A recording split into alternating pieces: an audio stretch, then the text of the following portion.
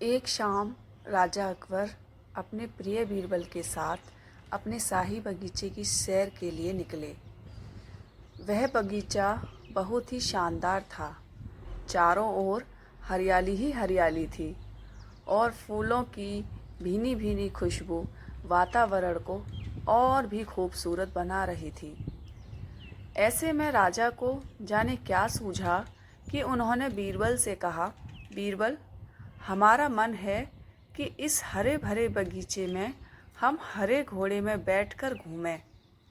इसलिए मैं तुम्हें आदेश देता हूँ कि तुम 7 दिनों के अंदर हमारे लिए एक हरे घोड़े का इंतज़ाम करो।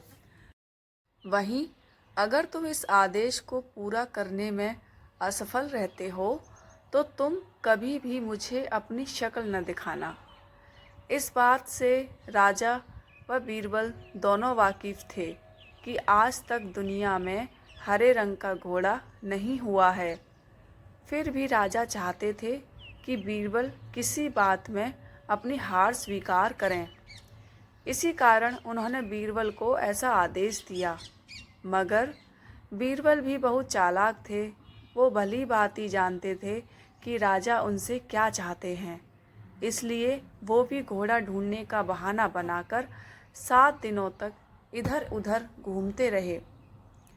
8वें दिन बीरबल दरबार में राजा के सामने पहुँचे और बोले, महाराज, आपकी आज्ञा के अनुसार मैंने आपके लिए हरे घोड़े का इंतज़ाम कर लिया है, मगर उसके मालिक की 2 शर्तें हैं।